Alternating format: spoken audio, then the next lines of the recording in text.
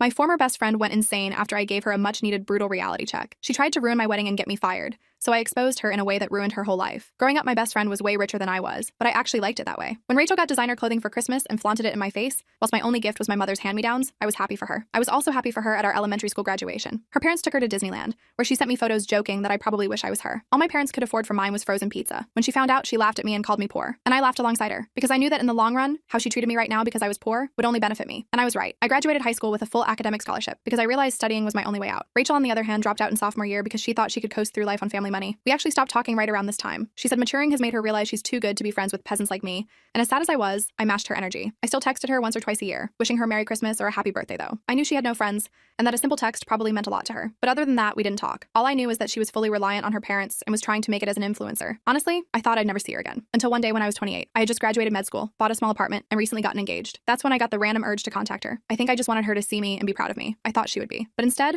I got the biggest slap to the face of my life. I showed up to the cafe with an invitation to a ball me and my fiancé were going to, and a cheap but very pretty necklace for her. I actually wanted to reconnect, but then I saw her, and I almost gasped. She was trying to hide how old she looked with a pound of makeup, and was wearing a designer outfit with the tag still on. To my surprise, she actually hugged me and smiled. I hugged her back, but kept my guard up. We exchanged pleasantries, but as soon as the waiter took our orders, her mask fell apart. She snapped her fingers at him like he was a dog. We began catching up, and I quickly found out she just got cut off by her friend group over a joke she made. She refused to say what the joke was, though. Either way, I saw this as my chance to invite her to the ball. Rachel, I said, Paul and I are going to the ball. Do you want to come? Oh, I'm a doctor going to a ball with a man who's probably cheating. She cut me off. I just stared at her and saw the resentment in her eyes. It had been 12 years. No way was she still like this. I tried to talk again, but when I did, she did the same thing, except now she threw insults, calling me lab rat, and my fiancé, who she's never met, a lowlife. I was taken aback, and for the first time in my life, I fully saw just how pathetic and insane Rachel was. I gave up on the invitation and took out the necklace and gave it to her, but instead of thanking me or even trying it on, she took it too far. Wow, this looks like something your hobo parents found in my dad's dumpster and gave to you as a present. My jaw dropped. My body filled with so much rage, I felt my face turning red. I looked at her dead in the eye, my hands twitching with anger. In response, she looked up, except instead of making eye contact, her head started darting around and avoiding me, almost as if she was terrified of what I was about to do. It took every part of me not to stand up and use my 3 years of kickboxing on her. Instead, I did something even better. I simply kept staring at her and began taunting her deepest insecurities. Hey, Rachel, I said, my voice low. How old were you when your dad kicked you out? She went red. Remember how it felt when you realized you were nothing without him? She started to tear up. I know you, Rachel. You wake up every morning in tears, wishing your dad would keep giving you money, wishing every man you dated didn't leave, wishing you didn't look so old, wishing you aren't going to die alone in a crappy condo you rent in a part of town you're too scared to walk outside in. She was fully crying by this point, her mascara streaming, but I didn't care. I even took out the ball invite and slid it across the table, telling her this was her final chance. With that, I walked out. Later that same night, I told Mark about the disaster coffee meeting. He listened sympathetically, but warned me about letting toxic people back into my life. Some relationships aren't worth salvaging, he said. I nodded, thinking that was the end of it. Rachel probably wouldn't contact me again after what I'd said. 2 days later, my phone pinged with a message from Rachel. It was a lengthy apology for her behavior at the cafe. She claimed she'd been going through a tough time and had taken it out on me unfairly. The message ended with her accepting my invitation to the charity ball. I showed Mark the message, still unsure. What do you think? I asked. He frowned at my phone. People don't change overnight, but it's your call. After thinking about it, I decided to give Rachel one last chance. I responded that we could start fresh, but I needed her to respect boundaries. No more insulting comments about my life or my family. She agreed immediately. The night of the charity ball arrived. I was nervous about seeing Rachel again,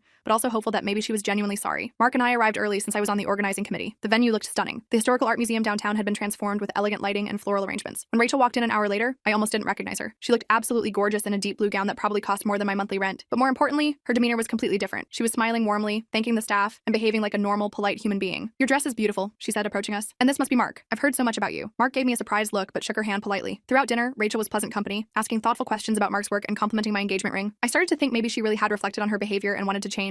Then I went to the restroom and overheard something that made my blood run cold. Rachel was talking to one of the hospital board members, a woman I worked with closely. Yes, I've known her since childhood, Rachel was saying. I actually mentored her through medical school. She was struggling with some of the advanced concepts, but I've always had a knack for medicine. I'm a surgeon at Memorial now. I stood frozen by the sinks. Rachel wasn't a doctor. She had never even finished high school as far as I knew. She was outright lying about me and herself to my colleagues. I waited until the board member left, then confronted Rachel. What are you doing? You're not a doctor, and you certainly never mentored me. Rachel's face fell for a second before she recovered. I was just trying to fit in with your fancy doctor friends. They all seem so impressed by credentials. By lying about me? About yourself? These are my colleagues, Rachel. My reputation matters here. She started crying, which immediately made me feel like the bad guy, even though she was clearly in the wrong. I just wanted to feel important for once, she sobbed. Everyone here is so accomplished, and I'm not. Against my better judgment, I softened. Let's just get some air, I suggested, not wanting to make a scene. I'll grab us some drinks and meet you on the terrace. I went to the bar to get us some water, needing a minute to process what had just happened. When I returned to find Rachel, I spotted her surrounded by a group of my university colleagues. They were looking at her phone and then glancing at me with strange expressions. As I approached, I caught a glimpse of what they were looking at. Photos of me, embarrassing childhood photos I didn't even know still existed. Rachel was in the middle of a story about how I had wet the bed at a sleepover when I was 12, something that had never actually happened. Rachel, I said sharply, can I talk to you for a minute? She followed me to a quiet corner, her expression all innocence. What's wrong? You know exactly what's wrong. Where did you even get those photos? Oh, I've had them forever, she said casually. Just some memories I saved. I thought your friends would enjoy seeing the real you. The real me? You're making up stories to humiliate me. Rachel leaned close, her voice dropping. You humiliated me at the cafe. Did you think there wouldn't be consequences? Before I could respond, she stepped back and her demeanor completely changed. I'm so sorry about the photos, she said loudly, for the benefit of anyone who might be listening. I didn't realize they would upset you. Let me delete them right now. She made a show of deleting the photos from her phone,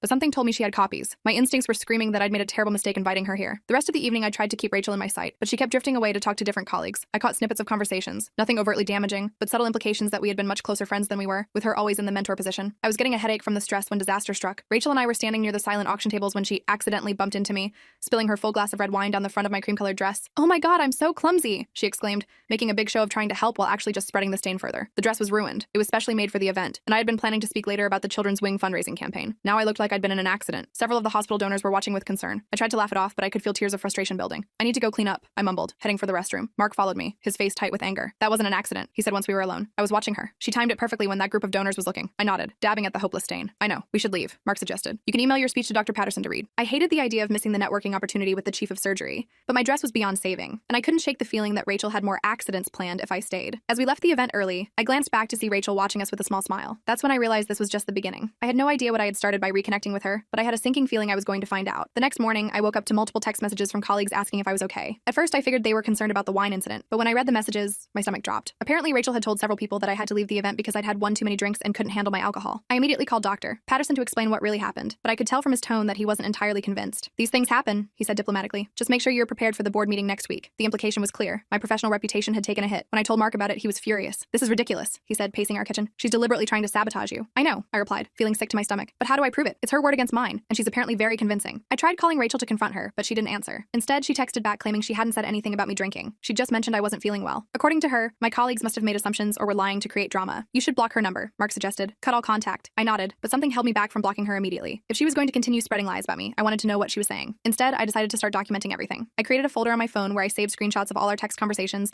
and made notes about every interaction. Over the next week, I kept my head down at work, focused on my patients, and tried to repair any damage to my reputation through sheer professionalism. I thought maybe Rachel had moved on after having her fun at the ball. I was dead wrong. A week after the charity event, my department head called me into his office. Dr. Klein was normally warm and supportive, but today his expression was serious as he turned his computer monitor toward me. Can you explain this? He asked. On the screen was a social media post from an account called Medical Frauds, showing what appeared to be me at various medical conferences, clearly intoxicated in the photos, except I knew for a fact these images were doctored. In one, my head had been poorly photoshopped onto someone else's body. In another, a normal photo of me holding a water glass had been altered to make it look like I was disoriented. This is fake, I said immediately. I've never been drunk at a conference. These are doctored images. Dr. Klein sighed. I figured as much. The Photoshop job isn't even very good, but these posts have been sent to several board members, and we need to address it. I felt my face burning with humiliation as I explained about Rachel, my former friend who seemed determined to destroy my reputation. It was mortifying having to tell my boss about this personal drama, but I had no choice. I'm sorry you're dealing with this, Dr. Klein said when I finished. Do you think she'll escalate further? I honestly don't know, I admitted. I never expected any of this. He advised me to document everything and suggested I consult the hospital's legal team if things got worse. As I left his office, I felt a mixture of relief that he believed me and dread about what Rachel might do next. That evening, Mark and I agreed it was time to completely cut off Rachel. I blocked her on all platforms and asked mutual acquaintances to not share any information about me with her. We thought maybe without access to me, she'd lose interest and move on. For a couple of weeks, things seemed to quiet down. No more fake social media posts appeared, and the gossip at work gradually died down. I started to relax, focusing on our upcoming wedding plans instead. We had booked a beautiful venue for the fall, a historic mansion with gardens that would be filled with autumn colors. The deposit had been a stretch financially, but worth it for our dream location. Then one evening, I got a call from the venue. Dr. Thompson, this is Andrea from Bellevue Manor. I'm calling to confirm your change of date from October 15th to December 3rd,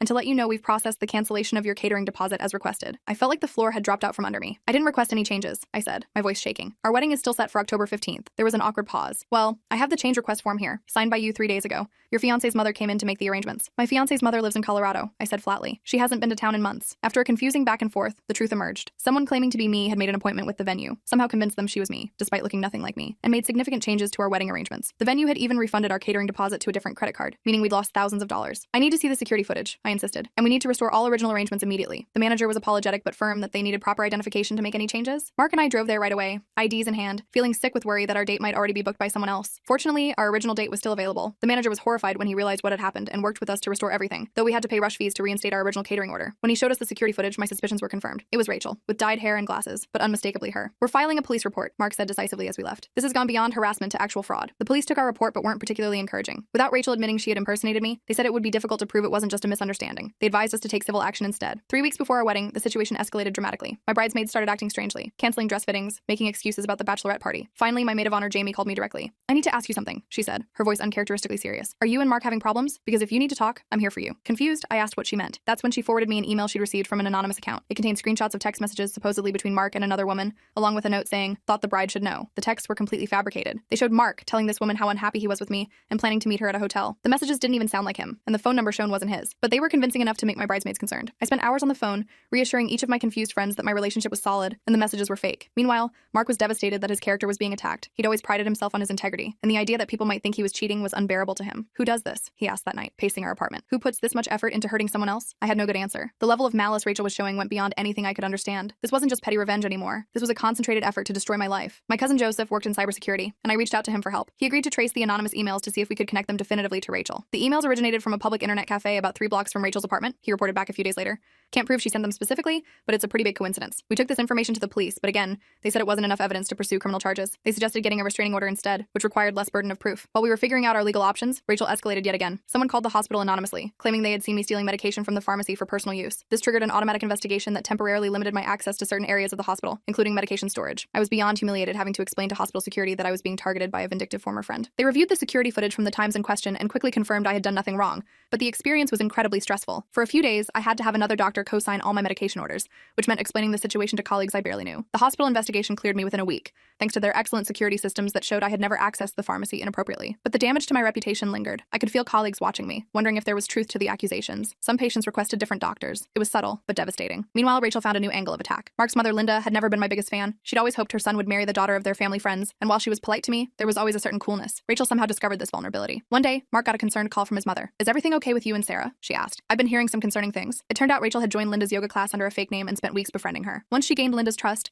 Rachel began dropping subtle comments questioning my character and suggesting Mark wasn't happy but was too loyal to admit it. "She seemed so genuine," Linda told Mark when he confronted her about it. "She said she knew you from college and was just concerned." Mark was furious. "Mom, I've told you how happy I am. Why would you believe a stranger over me?" The situation came to a head when I happened to be driving past the yoga studio one day and saw Rachel walking out with Linda. I recognized her immediately despite her new hairstyle. Without thinking, I parked and confronted her in the parking lot. "What are you doing with my future mother-in-law?" I demanded. Rachel put on a confused expression. "I don't know what you're talking about. I'm just taking a yoga class." "Stop lying, Rachel. I know exactly what you're doing." She shrugged, looking annoyingly calm. "You seem really paranoid, Sarah. Maybe you should talk to someone about that." Before I could respond, Linda came out of the studio and looked between us in confusion. Rachel used the opportunity to slip away, leaving me to explain everything to Linda. Fortunately, when I showed Linda photos of Rachel and evidence of her harassment campaign, she believed me. She was horrified to realize she'd been manipulated and apologized for doubting me. It was a relief to clear the air, but exhausting to have to constantly defend myself. With our wedding just 2 weeks away, Mark and I thought we had finally contained Rachel's influence. We'd warned everyone in our lives about her, increased security for the wedding, and were being extra cautious about sharing any personal information. Then I received a certified letter from an attorney claiming I had committed malpractice on a patient named Tyler Benson, resulting in permanent nerve damage. The letter demanded a settlement of $200,000 to avoid a lawsuit. I had never treated anyone named Tyler Benson. A quick search revealed he was Rachel's cousin. Mark and I immediately contacted our own attorney, who advised us that while the claim was obviously fraudulent, we needed to respond officially. We postponed our honeymoon to Japan to deal with the legal threat, losing thousands on non-refundable bookings. Our attorney sent a strongly worded response pointing out that hospital records would show I had never treated this patient,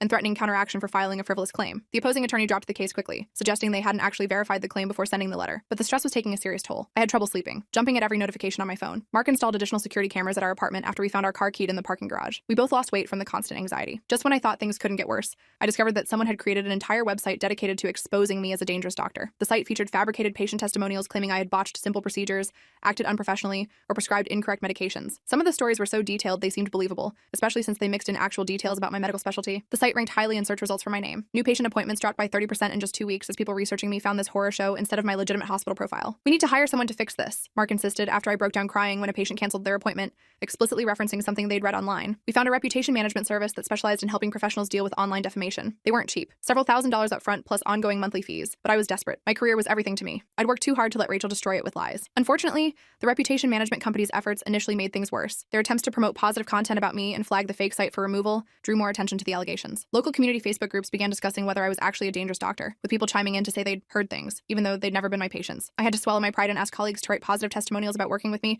which was professionally humiliating. Most were supportive, but I could tell some wondered if there was truth to the rumors. Where there's smoke, there's fire seemed to be the unspoken assumption. The stress was affecting our relationship too. Mark and I were both exhausted and short-tempered. We'd gone from planning our dream wedding to just wanting to get it over with before Rachel could cause more damage. "Let's just move up the date and do something small," Mark suggested after another exhausting day of damage control. "Just our immediate family, somewhere Rachel won't expect." I hated the idea of letting her win by changing our plans, but practicality won out. We rescheduled for the following weekend at our original venue, telling only our closest family members the new date. We lost another deposit, but it seemed worth it for some peace of mind. The night before our new wedding date, the venue called in a panic. Health inspectors had shown up based on an anonymous tip, claiming there was a rodent infestation infestation in the kitchen. Though they found nothing, regulations required a full inspection before the facility could serve food again, which couldn't happen in time for our wedding. We lost our venue and catering deposit. With less than 24 hours until our wedding, Mark's cousin Elizabeth offered her backyard as an alternative. It wasn't the dream venue we'd planned, but at that point, we just wanted to be married without further drama. Despite everything, the small backyard wedding turned out to be beautiful. Elizabeth's modest garden had a few rose bushes and a small patio, nothing like the mansion's expansive grounds, but intimate and heartfelt with just our closest family present. The smaller setting emphasized that we were surrounded only by people who truly cared about us. Just as we were exchanging vows, however, a car parked across the street began honking continuously and blasting music. Mark's brother and two friends immediately went to investigate while we rushed through our vows. Through the commotion, I could see Rachel sitting in her car, a malicious smile on her face as she disrupted our ceremony. By the time Mark's brother reached her car, she drove off, leaving us with a wedding video partially ruined by car horns. That was the final straw. The next day, we went straight to our attorney and insisted on taking stronger legal action. He had been hesitant before, saying harassment cases were difficult to prove and expensive to pursue, but now agreed we had enough documented incidents to file for a restraining order. We spent our honeymoon gathering evidence, organizing documentation of every incident over the past months, and preparing for court. It wasn't the romantic start to marriage we'd imagined, but working together against a common enemy at least reinforced our partnership. The restraining order process was more complicated than I expected. We had to show a pattern of harassment and prove that Rachel represented a credible threat. Fortunately, we had meticulously documented everything: the wedding venue fraud, the fake medical review website, the falsified text messages, the bogus malpractice claim, and statements from witnesses, including Mark's mother and my bridesmaids who had received the fake emails. Just when we thought we were making progress, Rachel filed her own restraining order against me, claiming I was the one harassing her. According to her filing, I was obsessed with her and had been stalking her for months, showing up at places she frequented and spreading lies about her to mutual acquaintances. We had to attend an extremely uncomfortable court hearing where Rachel presented her fabricated evidence, doctored photos suggesting I had been following her, manufactured text messages, and even a fake journal purportedly documenting her fear of me. She had clearly put as much effort into building this alternative narrative as she had into harassing me. Fortunately, the judge saw through her claims. Our evidence was substantial and verifiable, while Rachel's fell apart under minimal scrutiny. The judge granted my restraining order, requiring Rachel to stay at least 500 feet away from me, my home, and my workplace. He dismissed her counterpetition and warned her about the consequences of filing false claims. I left the courthouse feeling vindicated but not particularly relieved. A restraining order was just a piece of paper, and Rachel had already demonstrated her willingness to break laws to hurt me. Still, it was something: official recognition that I was the victim, not the aggressor. For about 3 weeks, things were quiet. No new fake websites appeared, no one called the hospital with false accusations, and our apartment building's security cameras showed no sign of Rachel lurking around. I started to hope she had finally gotten the message. Then Mark got a text from an unknown number. "Hey man, we should talk about Sarah. I have information you need to know. Meet me at Riverside Park, 7 p.m. tonight. Come alone." The number wasn't Rachel's, but the message followed her pattern of trying to create conflict between us. Mark showed me immediately. "It's obviously a trap," he said. "Probably this Tyler guy she used for the fake malpractice claim. Or she's using a burner phone," I suggested. "Either way, you can't go." Mark agreed, but was curious about what they were planning. What if I go, but stay in the car, just to see who shows up? I was against the idea, but Mark felt it might give us more evidence if we could prove Rachel was violating the restraining order. He promised to stay in the locked car with the windows up and drive away at the first sign of trouble. That evening, Mark parked near the meeting spot 15 minutes early. He kept his dash cam running to record whatever happened. At exactly 7 p.m., a man approached the parking area, looking around. When he spotted Mark's car, he walked directly toward it. Mark recognized him from social media as Tyler, Rachel's cousin who had filed the fraudulent malpractice claim. Tyler signaled for Mark to roll down his window, but Mark shook his head and held up his phone to show he was recording. Tyler's friendly demeanor instantly changed. He began shouting obscenities and hitting Mark's car window,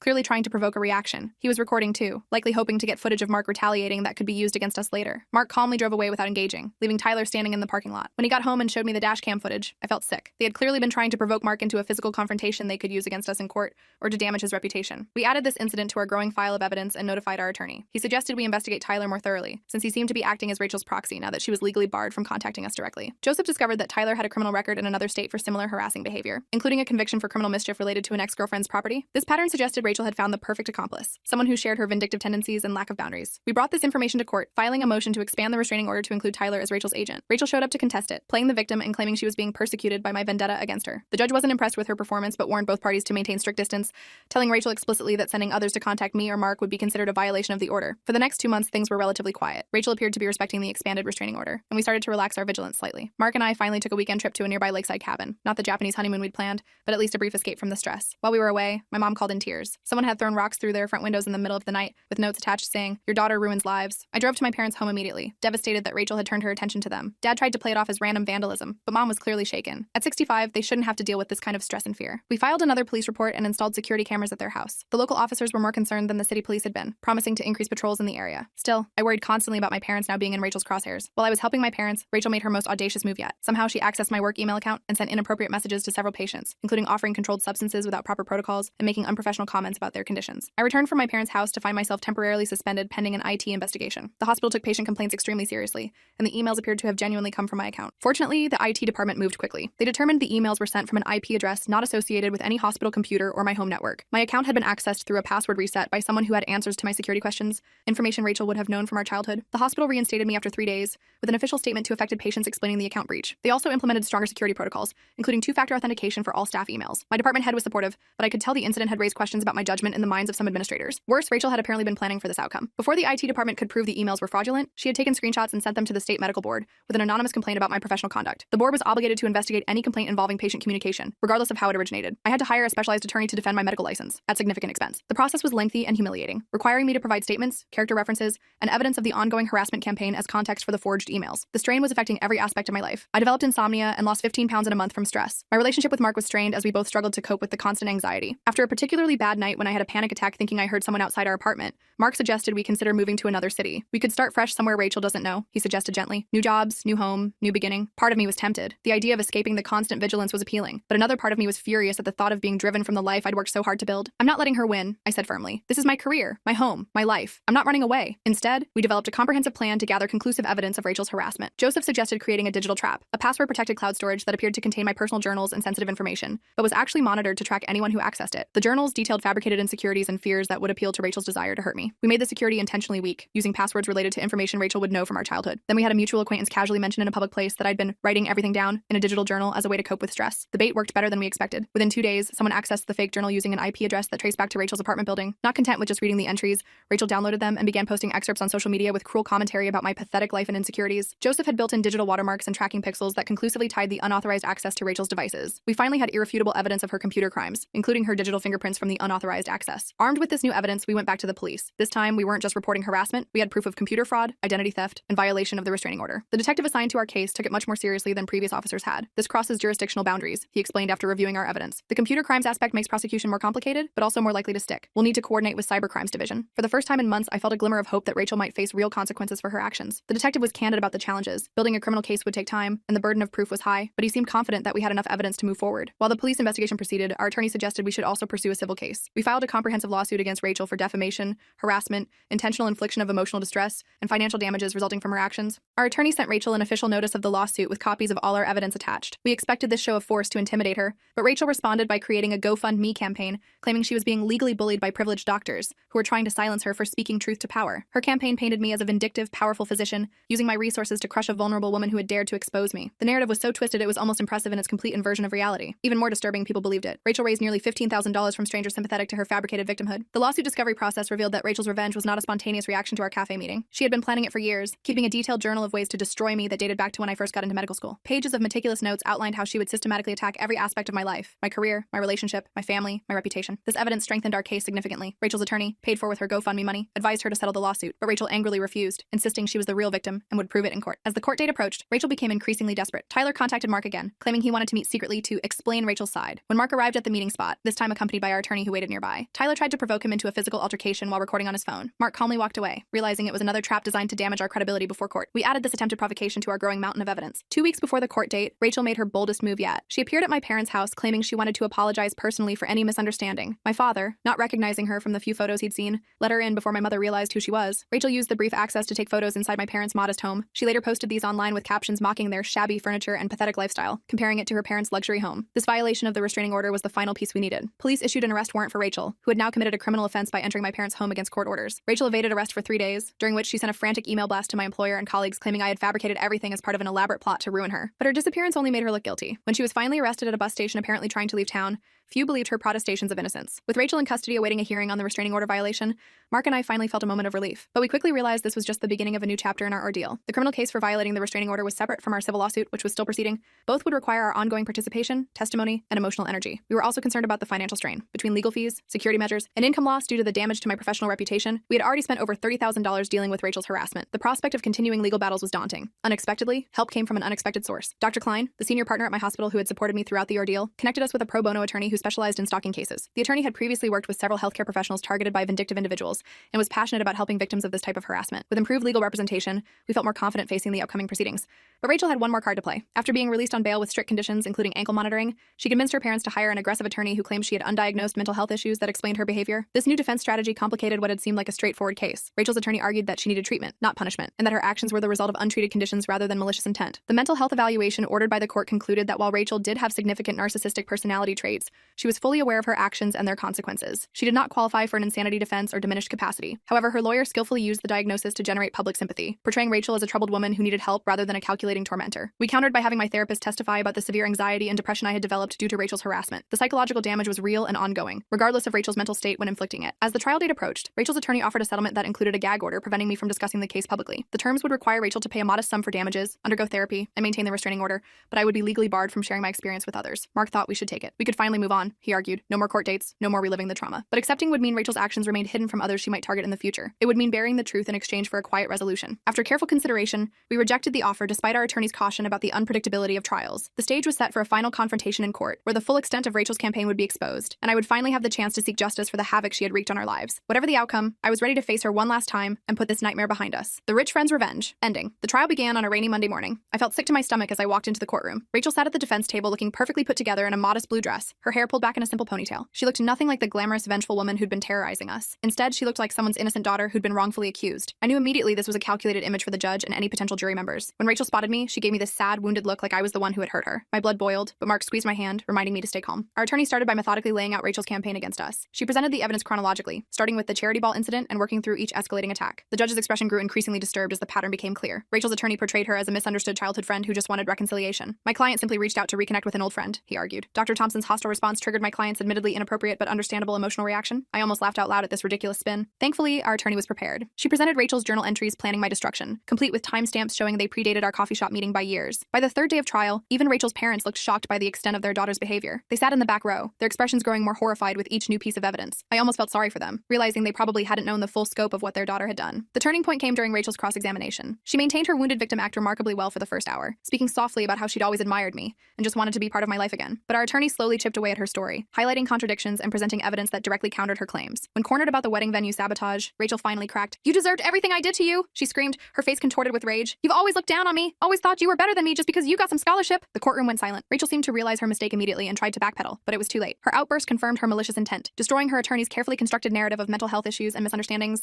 The judge not only ruled in our favor but issued a permanent restraining order and ordered Rachel to pay significant damages, $175,000 for defamation, emotional distress, and financial losses we'd suffered. He also recommended the prosecutor pursue criminal charges for identity theft, computer fraud, and violation of the temporary restraining order. As we left the courthouse, I felt overwhelming relief. The judge's decision brought immediate validation, official recognition that I wasn't crazy or paranoid. Rachel really had been methodically trying to destroy my life. I expected to feel elated, but mostly I just felt exhausted. The constant vigilance and anxiety of the past year had drained me completely. That night, Mark and I ordered takeout and fell asleep on the couch before 9 p.m., too tired to even properly celebrate our victory. The aftermath brought new challenges we hadn't anticipated. Rachel's parents refused to help pay the damages, telling her lawyer they were done enabling her. After years of bailing Rachel out of her messes, they'd finally reached their limit. This meant Rachel faced both financial consequences and the loss of her safety net. I felt vindicated by the ruling, but still struggled with anxiety and trust issues. Jumping at unexpected noises, checking the locks 3 times before bed, scanning every room for threats when I entered. These had become automatic behaviors I couldn't shake. Mark noticed and suggested using part of the settlement money for therapy. "Not just for you," he said, "for both of us. This affected me too, and I think couples therapy would help us process everything together." He was right. We found a therapist who specialized in trauma and recovery. The sessions were sometimes painful but helped us begin healing together, strengthening our relationship through the shared trauma. 2 months after the trial, I received good news professionally. The hospital fully cleared my record and offered me a position on a prestigious research team studying innovative treatments for pediatric autoimmune disorders. It was exactly the kind of work I'd always wanted to do. The position required frequent travel to medical conferences, which triggered my new security concerns. The idea of being away from home, staying in hotels where anyone could find me, sent my anxiety spiraling. Mark helped me develop safety protocols that made me feel secure, checking in at specific times, using hotels with good security, always keeping my location shared with him. It wasn't perfect, but it allowed me to accept the position. My parents decided to move closer to us. The rock-throwing incident had shaken them more than they initially admitted, and they wanted peace of mind. The house they wanted was slightly beyond their budget, so we used some of the settlement money to help with the down payment. It felt right to turn Rachel's attack into something positive for our family. As we settled into our new normal, I received an unexpected letter from Rachel's younger sister, Emily. I'd only met her a few times as a kid, but she wrote to apologize for her sister's actions. "I've watched Rachel's jealousy of you consume her for years," she wrote. "She kept newspaper clippings when you got your scholarship, and later your medical school acceptance. She was intensely fixated on your accomplishments." The letter was kind, but also contained a warning that Rachel had been telling people in jail she would get revenge once the restraining order expired. We documented this threat and worked with our attorney to extend the restraining order for an additional 3 years. With legal protections in place, I focused on rebuilding my reputation at work. Some colleagues still treated me cautiously, afraid of being drawn into drama. I couldn't really blame them. Rachel had created such chaos that people naturally wanted to keep their distance. I volunteered for community health initiatives to demonstrate my commitment to the hospital's mission beyond personal issues. I organized a free clinic for underserved neighborhoods and joined the hospital's mentorship program for medical students. Gradually, the wariness faded as colleagues saw my dedication. During one volunteer clinic, I treated a patient who mentioned working at Nordstrom's management. As we chatted, I realized she had been Rachel's former boss. She casually mentioned firing someone with serious boundary issues, who had targeted another employee over a perceived slight. "She just couldn't let it go," the woman said, not knowing my connection to Rachel. "Kept escalating until we had no choice but to terminate her." Discussing this felt like participating in the same toxic behavior I'd condemned. I politely changed the subject and focused on the patient's medical needs. I didn't need more Rachel stories. I had enough of my own. Mark and I finally finally took our delayed honeymoon to coastal Maine. Not the Japan trip we'd originally planned, but a peaceful week in a seaside cottage. We completely disconnected from social media and work, trying to just be a normal couple enjoying their honeymoon. 3 days in, I found myself constantly checking windows and feeling watched whenever we walked on the beach. Mark noticed and gently suggested we see a trauma therapist specifically for my hypervigilance when we returned home. The specialized therapy helped immensely with my anxiety. My therapist explained that my brain had been rewired by trauma to constantly expect threats. Through EMDR therapy and cognitive techniques, I slowly began to feel safe again. I still struggled with allowing new people into our lives. Every new acquaintance raised questions in my mind. What if they're connected to Rachel? What if they're just pretending to be friendly? Mark and I started small by hosting dinner parties with trusted friends, gradually expanding our social circle with their vetted connections. A year after the trial, I was offered a speaking opportunity at a medical conference on workplace harassment. The organizers had heard about my experience and thought my perspective would be valuable. Accepting meant my story would become more public, potentially exposing me to more attention. After careful consideration, I decided to share my experience anonymously through a colleague. She presented my case study without using my name, helping others without re-exposing myself to potential backlash. We learned through mutual connections that Rachel had moved to another state after serving a short jail sentence for violating the restraining order. She'd apparently started over with a new job and new social circle. Part of me hoped she had genuinely changed and wasn't just regrouping to target someone else. Another part remained skeptical. Joseph helped us create secure social media profiles and monitored for any concerning online activity. We maintained our vigilance, but less frantically than before. Life was gradually returning to normal. For my 30th birthday, Mark surprised me with news that we were expecting our first child.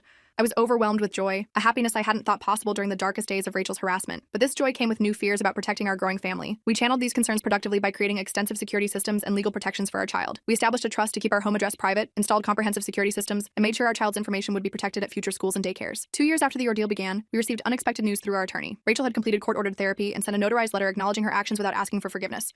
Her therapist reported significant progress in addressing her underlying issues, and she had maintained steady employment and housing without incident for over a year. The letter wasn't exactly an apology. She still framed much of it around her feelings rather than the harm she caused, but it showed at least some growth in her understanding of boundaries and consequences. Accepting this potential growth meant facing my own lingering bitterness. Part of me wanted Rachel to suffer forever for what she'd done to us. Reading about her progress stirred up complicated emotions, relief that she might not target anyone else, resentment that she got to move on after causing so much damage. I chose neither to respond nor to resist her redemption. If she was genuinely changing, that was ultimately good for everyone, but I didn't owe her forgiveness or acknowledgement. Instead, I focused on the beautiful life I'd built despite her attempts to destroy it. By our 3rd wedding anniversary, life had found a new rhythm. I was thriving in my research position and had published 2 well-received papers. Mark's engineering firm had promoted him to project lead. Our daughter Lily was a happy, active toddler who filled our home with laughter. My parents had settled into their new home nearby and were doting grandparents. The hypervigilance faded gradually. I still had moments of panic when something triggered memories of that time, but they became less frequent and less intense. Mark and I developed a shorthand for when either of us was struggling, simple code words that communicated, "I need support," without having to explain. We kept the restraining order active through regular renewals, but stopped actively monitoring Rachel's movements. The energy we once spent on protection was redirected to building the life we wanted. Sometimes at night, watching Mark read to Lily, or looking around our home filled with friends for dinner parties, I marveled at how close we came to losing everything. Rachel had targeted every part of my life with surgical precision: my career, my relationship, my family, my sense of safety, but she failed. Despite her meticulous planning and relentless attacks, we survived. Not just survived, but thrived. The ultimate victory wasn't in Rachel's punishment, but in our happiness, the very thing she had tried so desperately to destroy. I still don't understand what drives someone to dedicate years to destroying another person's life. The level of hatred and fixation Rachel showed goes beyond normal human emotion, but I've stopped trying to make sense of it. Some mysteries don't have satisfying answers, and continuing to search for them only keeps you trapped in the past. Instead, I focus on gratitude for what I have: a loving husband who stood beside me through the worst experience of my life, a beautiful daughter who represents all our hopes for the future, parents who support us unconditionally, a career that fulfills me, and the knowledge that I'm stronger than I ever knew. Rachel remains trapped in her past until she truly changes. I've moved forward, and that's the best revenge of all.